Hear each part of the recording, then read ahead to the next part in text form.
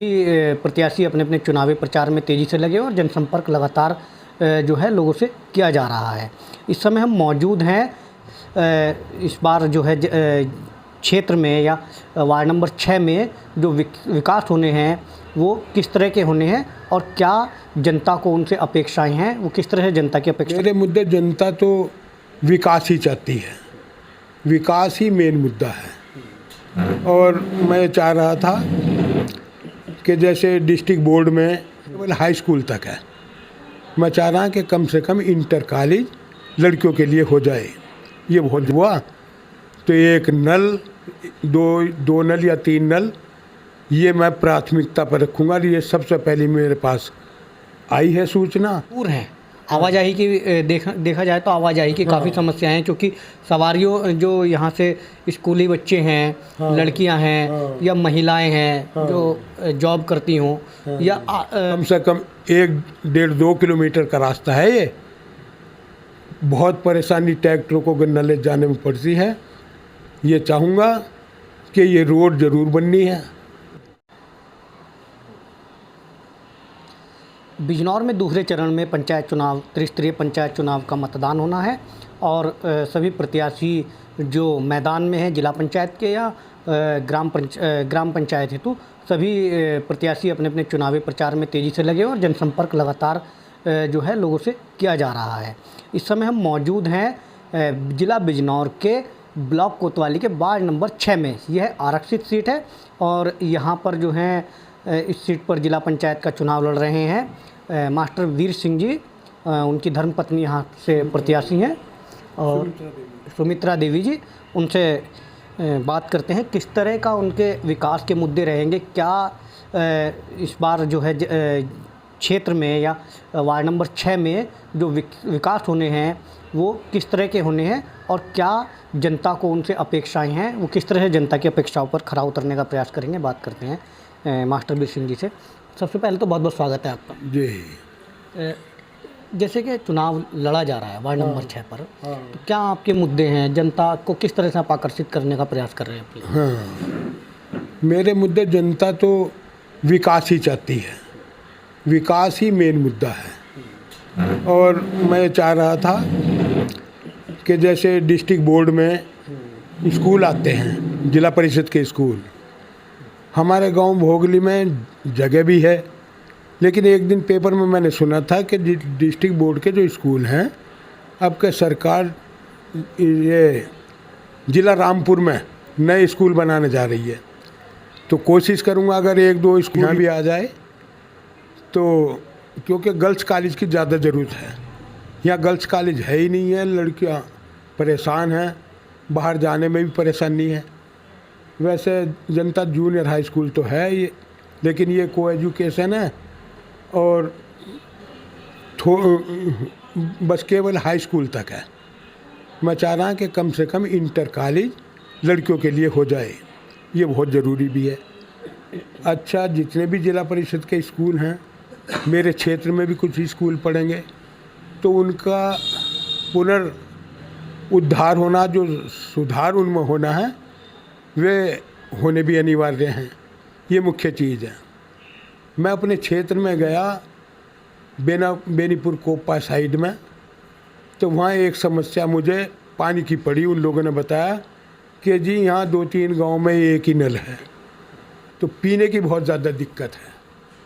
मन का भाई प्रयास करूँगा और अगर मैं सफल हुआ तो एक नल, दो नल या 3 नल, ये मैं प्राथमिकता पर रखूँगा। ये सबसे पहले मेरे पास आई है सूचना, और ये मुझे हमेशा याद भी रहेगी, आपको याद दिलाने की भी ज़रूरत नहीं रहेगी, मैं ये भी दूर करूँगा। फिर तीसरा काम है कि मैं चाह रहा हूँ कि कम से कम जहाँ से मैं खड़ा हूँ, इस गांव को आदर्श गांव में लाने का प्रयत्न करूँगा और जितना भी हो सकेगा डिस्ट्रीब्यूशन पूरे क्षेत्र के लिए सही होगा। और इसी उद्देश्य से मैं अपनी सीमाओं में घूमा हूँ ताकि कोई भी गांव छूट न पाए, वहाँ की जनता मुझे पहचान लिया करे और मैं जनता को पहचानूँ। तो कम से कम कुछ लोग जितने भी हैं, अगर गांव में पूरे भी नहीं तो ज़्यादातर लोगों से संपर्क किया है। और ये भी मुझे उम्मीद है, क्योंकि मैं सभी वर्गों का सहयोग इसमें चाहता हूँ, क्योंकि राष्ट्रवाद या लोकतंत्र हो, ये तभी औचित्य धारण करता है जब लोग जाति भेद को भुला करके, रंग भेद को, धार्मिक भेद को भुला करके और केवल विकास के नाम पर वोटिंग करेंगे, तो तब समझो कि लोकतंत्र भी जिंदा है, लोकतंत्र बढ़ेगा, आगे बढ़ेगा। अच्छा गुरुजी, जितने भी आपके वार्ड के गांव की बात की जाए, जो गांव हैं ज़्यादातर जो है मेन हाईवे, जो मुख्य हाईवे हैं, रास्ते हैं, उनसे दूर हैं। आवाजाही की देखा जाए तो आवाजाही की काफ़ी समस्याएं हैं, क्योंकि सवारियों जो यहाँ से स्कूली बच्चे हैं, लड़कियां हैं या महिलाएं हैं जो जॉब करती हों, या मतलब पुरुष ही हैं जिनके पास आवाजाही के लिए वाहन ना हो सही से, तो उनको आने जाने में बड़ी समस्या होती है। समस्या होती है। तो इस तरह की समस्या, ये मूलभूत सुविधाएं लोगों को नहीं मिल पा रही हैं। तो किस तरह से आपका प्रयास क्या रहेगा इन सब चीज़ों को, इन समस्याओं को दूर करने के लिए? हाँ, मेरा प्रयास ये रहेगा कि जो हाईवे हैं, इनसे जोड़ने के जो मार्ग हैं, वे तो निश्चित रूप से ठीक भली भांति होने चाहिए, ताकि ये समस्या लोगों की आने जाने की, और वाहन भी तभी चलेंगे ठीक से जब ये सड़कें सही रहेंगी। तो लोग बाग सब जगह हाईवे तो नहीं बन सकते, लेकिन ये जो हमारे एरिया, तमाम एरिया है, खोपार की एरिया है और काफ़ी इंटीरियर में है, इस एरिया को तो वैसे भी लोग घाड़ का समझे थे, लेकिन अब थोड़ा विकास तो सभी जगह हुआ है। उस विकास के कारण ही लोगों का कुछ जीवन सुधरा है, लेकिन फिर भी अभी ये जो खोपार के गांव हैं, इनमें तो अभी काफ़ी ज़रूरत है विकास की। जैसे खोपार के आप गांव बता रहे हैं, इसमें एक खो नदी पड़ती है, किसानों की फसलें बरसात के दिनों में खराब हो जाती हैं, पानी भर जाता है, गांव में पानी चढ़ जाता है। तो इन चीज़ों को किस तरह से आप उठाएंगे ताकि इन चीज़ों से निजात मिले? इनमें सबसे बड़ी बात यह है कि मेरा गांव भी करीब में 2 नदियां हैं, 2 नदी बह रही हैं, और उससे थोड़े फासले पर खो गांव के नज़दीक है। जब तीनों नदी आती हैं तो सारा का सारा पानी आधे गांव के बीच में आ जाता है। अब थोड़ा बंदा बनाया था, बंदा अगर ना होता तो पानी गांव में रहता, और वो बंदा भी अब बहने लगा है। और रास्ते की बड़ी समस्या, तमाम खेती बाड़ी और किसानों का गन्ना सब उसी रास्ते से निकलता है, लेकिन सारे ट्रैक्टर फंसते हैं। कम से कम 1-1.5-2 किलोमीटर का रास्ता है ये। बहुत परेशानी ट्रैक्टरों को गन्ना ले जाने में पड़ती है। ये चाहूँगा कि ये रोड ज़रूर बननी है, क्योंकि 2 नदियाँ आपस में करीब करीब में है, पानी तो भरा ही रहना है और रास्ते ख़राब होने हैं। जब तक ये पक्का नहीं होगा तब तक लोगों की समस्या भी हल नहीं होगी। गुरुजी, सवाल आप अपनी क्षेत्र की जनता से, क्योंकि देखो 19 तारीख को जो है पोलिंग होना है, 16 तारीख होगी, तो आप अपनी क्षेत्र की जनता से क्या अपील करना चाहेंगे? मैं ये कह रहा हूँ भाई, देखिए सभी कैंडिडेट हैं और शांति के साथ जो मानक निर्धारित हैं सरकार के, शांतिपूर्वक इलेक्शन हो, किसी से कोई लड़ने झगड़ने की आवश्यकता नहीं है किसी भी तरह से, और जो नियत दूरी है वहाँ पर अपने बस्ते रखें और वहीं से अपनी पर्ची दें और शांति के साथ वोटिंग होगा। क्योंकि यहाँ जब से काफ़ी समय से यहाँ कोई विवाद कभी आज तक हुआ ही नहीं है, शांतिपूर्वक मतदान होता है।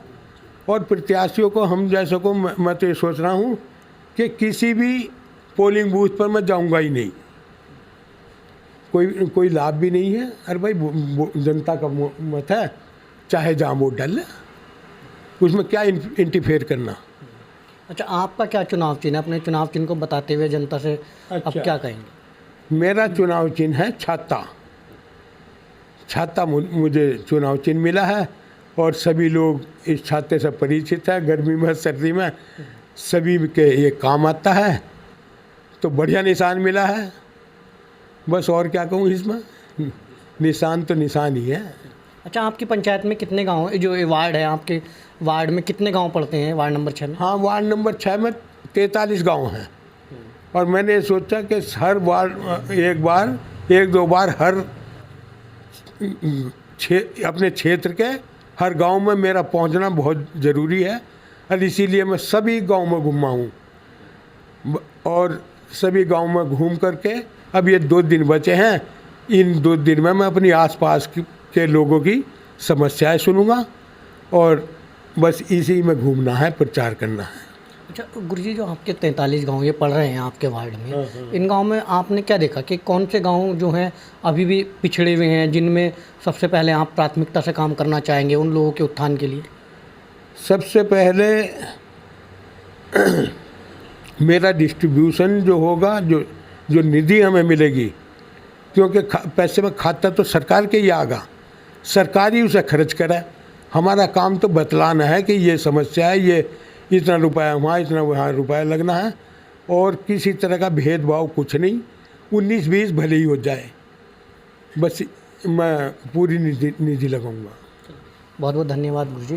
तो ये थे हमारे साथ मास्टर बीर सिंह जी, जो कि वार्ड नंबर 6 से जिला पंचायत का चुनाव लड़ रहे हैं। उनका कहना है कि जो भी ये अगर मुझे जो है चुनाव में जो है जीत हासिल होती है, तो मैं बिना भेदभाव की राजनीति करते हुए सिर्फ और सिर्फ विकास को अपना मुद्दा रखूँगा। कैमरा पर्सन के साथ अमित नंद, समाचार टाइम टीवी, बिजनौर।